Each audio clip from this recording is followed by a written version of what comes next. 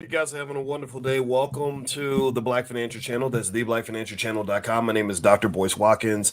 And today I want to talk about this study. There's a recent study that shows that the average American family has reached millionaire status. Sounds crazy, right? Doesn't make any damn sense.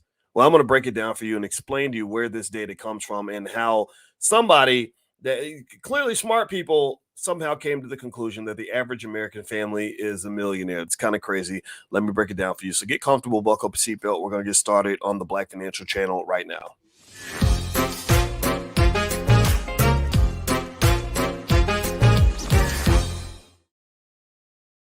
Good morning, everybody. Welcome to the Black Financial Channel. This is theblackfinancialchannel.com. My name is Dr. Boyce Watkins. I'm your friendly neighborhood finance professor. On the Black Financial Channel, we talk about Black wealth and Black economics every single day, sometimes as much as 10 times a day. Under the B1 condition, B1 means we are Black first. Black first means we put our community at the top of our priority list. Black first means we educate our kids. Black first means we love our women. We love our men. Black first also means that we build for the future. We break generational curses. If you agree with this philosophy, if this is okay with you, if it's okay for me to love Black people out loud, put a B1 in the chat. B and the number one. The B1 movement is what we are a part of. And you don't have to be Black to be here, but you got to respect the game. So anyway, do me a favor, hit that thumbs up button, thumbs up, share, subscribe. Also, this podcast is on Spotify and Apple. And I'm going to say what's up to everybody on Instagram. My Instagram is Dr. Boyce Finance. So what's up to everybody on the gram? All right. So here, how many of you, give me a yes or no, how many of you saw this study? It's a crazy study. It's a study that literally said that the average American family has now reached millionaire status. I don't know. What do y'all think? I mean, have y'all heard about this? It's kind of crazy. Shout out the city you're from. Let me know what city you're from, by the way. It's kind of nuts, right? This idea that the average American family has reached millionaire status. But literally, this is in the Wall Street Journal. Take it for what you want. I'm going to break it down for you and explain to you how they could come to this conclusion, because I know that I assume most of you in here are not millionaires. I assume that a lot of you may not even be close to that. And I hate studies like this to some extent, because I think that it does create sort of a misconception and an awkwardness when you're struggling to pay the rent, and then you're seeing that that somebody's telling you that everybody else is doing great. So let me explain some of that to you. All right. So by the way, I see Berkeley, San Francisco, Elkton, Maryland. And good morning, Kim Hitchcock and Soraya out of Kalamazoo, and D-Bell. Good morning to you too. All right, so here's what it says here. It says, last week, the Federal Reserve revealed that last year, the average net worth of American families topped $1 million for the first time, surging 42% from $749,000 in 2019. Of course, that average is skewed by a small number of billionaires and multimillionaires. Inflation meant real wealth didn't increase as much, and pandemic-era stimulus boosted asset values perhaps beyond their fundamental values. Yet it would be a mistake to therefore conclude that wealth gains are purely a phenomenon of the top 1% and flattered by inflation and asset bubbles. First, even after inflation, real average wealth was up 23%, according to the Fed's survey of consumer finances conducted every 3 years. Second, while the level of median wealth was much lower than the average, it actually rose by more than the average between 2019 and 2022, by 37% to $193,000. That means wealth inequality actually narrowed. Third, and perhaps most noteworthy, there really are a lot of true millionaires. About 16 million American families, just over 12%, have wealth exceeding $1 million, up from 9.8 million families in 2019. Nearly 8 million families are multimillionaires, meaning that their wealth exceeds $2 million, from up from 4.7 million. All right. So what do y'all think about this? Give me in one word, how would you describe this information I've shared with you so far? I'm going to break some of this down for you so you can kind of understand where this data is coming from. First thing I'm going to say as I respond to this is that the survey of consumer finances is pretty strong, reliable data. When I was working on my PhD and when I was on the faculty at Syracuse, we use this data a lot. It's considered to be quite reliable. It's not like they just pulled this out of their butt and just made these numbers up. These numbers are pretty accurate, and I think that they can be explained. Number two, here's another quick statistics lesson for those of you that are not familiar with statistics. There's a big difference between the mean and the median. The mean is the average. That's where you throw everything in a pot and you take the average number, and then that number comes out. That number is subjected to what they call skewness. So that number can be stretched like a rubber band, meaning that if you have people way at the extreme people are going to sort of mess up the average a little bit. So this $1 million family that they're describing as the average is not really indicative or representative of what's really going on with American families. It's not, I mean, the averages can be really stretched out. And excuse me, and these millionaire billionaire families are kind of pulling the average way up because they have so much freaking money. A better indicator of where the average American family sits would be the median. The median is where you take everybody, you line them up, and you pick the one that's right in the middle. And that one observation in the middle, that one person in the middle, is not subject to all that stretching that comes with that skewness I described earlier. They're not going to be stretched like the rubber band. You're literally grabbing the person or the family that's right in the middle. That number is 193,000. That number sounds much more realistic. And effectively what they're saying here in this article, from what I'm gathering, is that you had a few different factors that played a part in this massive wealth growth that occurred between 2019 and 2022. Obviously, the pandemic was a massive driver.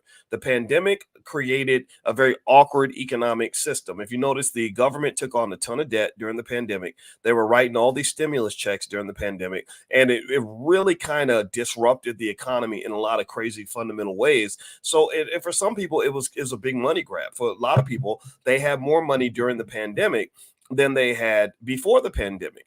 And a lot of business owners had more money than they had before. And so it was kind of a haves and the have not sort of thing. You had the businesses and the individuals that were struggling and starving and couldn't find any relief. And then you have people that literally have more money than they'd ever had before. Some companies that were about to go bankrupt didn't have to go bankrupt because of the pandemic. How about that? So they came in with so much medicine that they actually made the patient healthier than they'd ever been. In fact, the patient OD'd on medication because it turned out that the pandemic was not, aggregately speaking, the economic calamity we thought it was going to be. And they created the problem of inflation.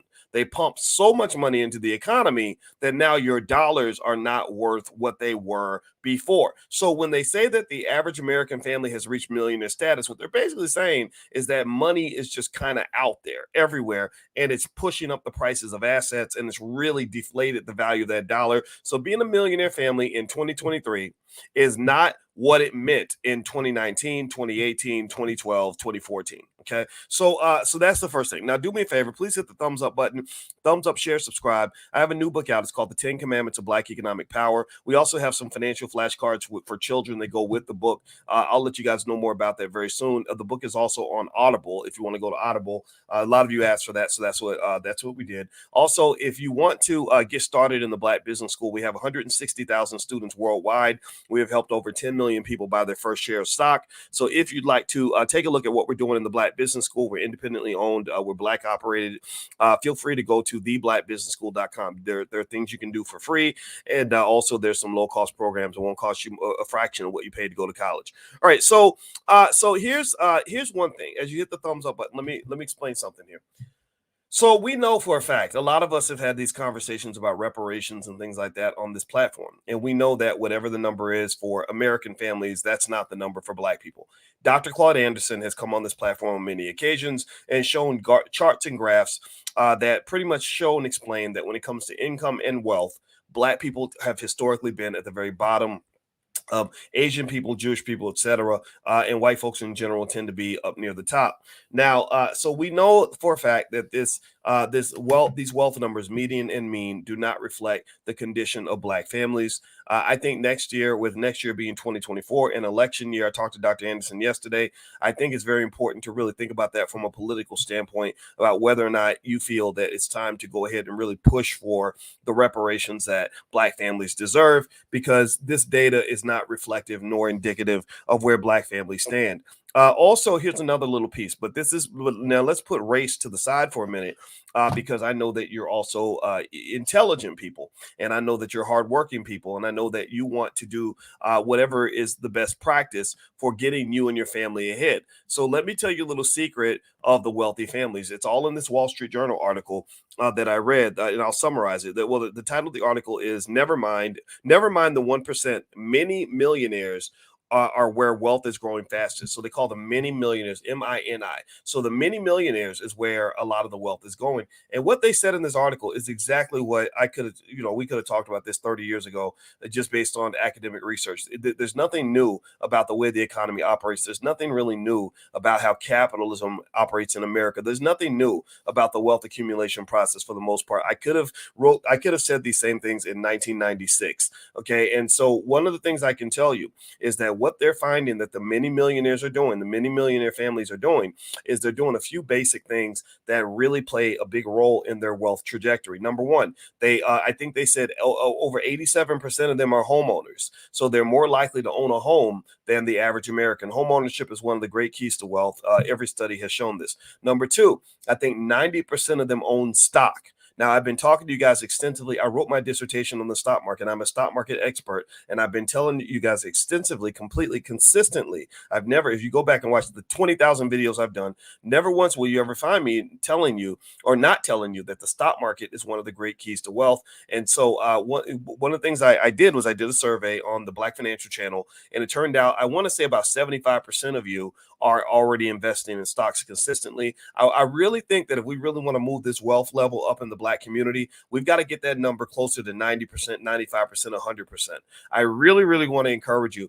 In fact, give me a guess in the chat right now if you will just go get on your app, get on Robinhood, Acorns, or Stash, and just start buying some stock, and then set it on auto deposit so you can just buy and it could be any small amount, but you got to get involved in this game, because if you don't consistently invest in this economy will leave you behind.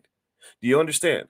The worst, most insidious type of inflation in America is what is called asset inflation. Asset inflation is greater than the rise in like the cost of bread or the cost of gas.